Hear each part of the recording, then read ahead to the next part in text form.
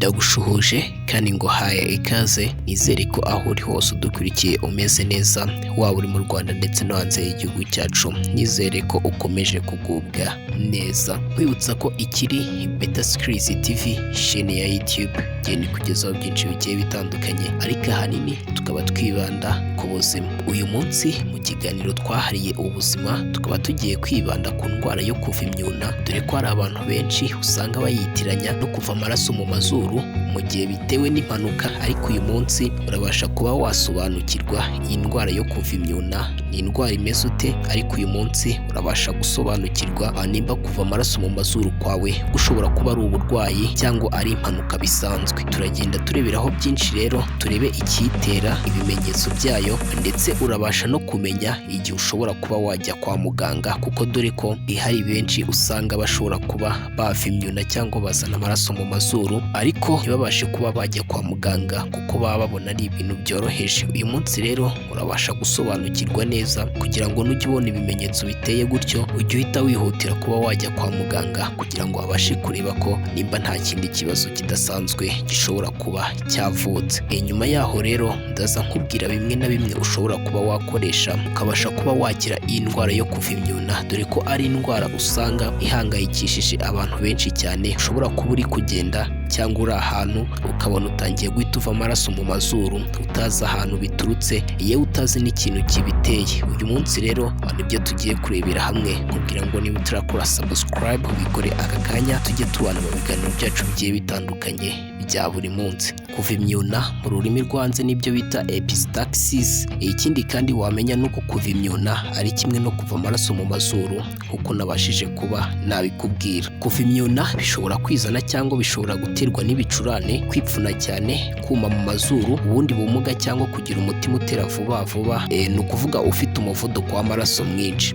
Ibimenyetso by'indwara rero harimo kuva imyuna bihindagurika, rimwe na rimwe iza ari mike ubundi ikaza ari myinshi. Ubutabazi rero ushobora kuba wakora mu gihe ubashije kuba wahura n'iki kibazo cyo kuva imyuna: funa amazuru umaremo ibiremve byose, kanda ku mazuru hagati y'iminota 15 na 30, ryama ari kumere nk'uwicaye umutwe wegutse, shyira barafu cyangwa se ishashi irimo barafu hejuru y'amazuru mu gihe ushobora kuba wayibona no mu irugu, ariko mbere yo kubikora ubashe kugira ikintu ubanza kuba washyira ku mubiri. Ukonje butuma imitsi yegerana, bityo bikaba byafasha amaraso gukama. Shyira barafu cyangwa se agace ka barafu mu kanwa kugira ngo byoroshye mu mihogo hafi y'amazuru. Mu minsi 2 irinde gukora mu mazuru, kurya ibiryo bishyushye, koga amazi ashyushye no kunywa inzoga. Mu kwirinda kuva imyuna washyira mu mazuru umuti ubonerwa muri farumasi w'amavuta ya sezame, vitamine A y'ibitonyanga byo mu mazuru, cyangwa umuti upurizwa mu mazuru utuma mu mazuru horoha.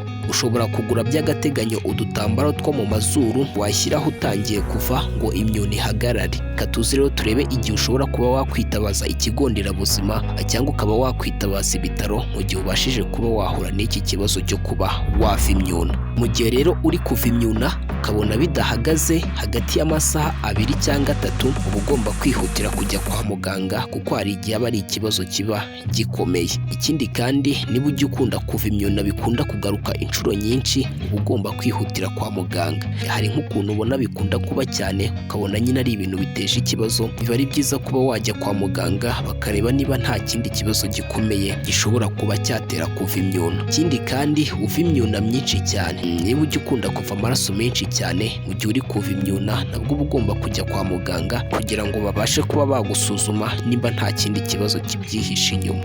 Reka tuze rero turebe bimwe ushobora kuba wakwifashisha kugira ngo ubashe kuba wakwivura iyi ndwara yo kuva imyuna, ndetse bikaba byanahagarara burundu ntuzongere kuba wava imyuna. Nkwibutsa ko ikiri Beta Skills TV, kandi nkwibutsa ngo niba ukunda ibiganiro byacu ukaba ukunda n'inkuru zacu, ndakwinginze ntuzajye ubura gukora subscribe kugira ngo tuzajye tubana mu biganiro byacu bigiye bitandukanye bya buri munsi. Ikindi kandi wamenya nuko kuva imyuna akenshi bikunda guterwa n'agatsi kaba kacitse cyangwa se umutima utera cyane, ibyo bakunze kwita hypertension. Ikintu rero gikunda kuvura ibingibi byo kuba wava imyuna hari ugufata igisura niba ukizi nubwo kiryana ariko burya kivamo umuti ukaze cyane, ndetse ushobora kuba wakuvura n'iki kibazo cyo kuba wava imyuna, ndetse ukaba wanawukoresha no mu gihe wabashije kuba wagira ikibazo. Urafata igisura ukagikuramo umutobe, wamara kugikuramo umutobe ni ukuvuga wifashisha amazi make cyane ashoboka,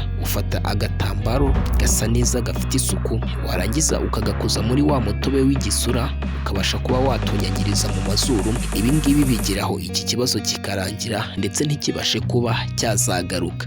Uyu ni umuti mwiza cyane rero ukunda kuba wakoreshwa n'abantu bakunda kugira iki kibazo cyo kuba bava mu mazuru. Ikindi ushobora kuba wakoresha harimo gufata umuzabibu, wabasha kuba wawufata ugafata amababi yayo ukayanika ukayasekuramo ifu. Iyo ukunda kugira iki kibazo urayishoreza nyine ugasa nkaho uyihumekeramo, nyine ugasa nkaho uyinyuza mu mazuru. Ikindi kandi ukabasha kuba wanayitobera no mu mazi ukabasha kuba wayinywa. Uyu nawo ni umuti mwiza cyane ukunze kuba wakoreshwa mu kuba wakwivura imyuna. Ni ibi ngibi rero nakubwira kuri iyi ndwara yo kuva imyuna, nkubwira ngo niba ukunda ibiganiro byacu ukaba ukunda n'inkuru zacu ntubure kuba wakora subscribe.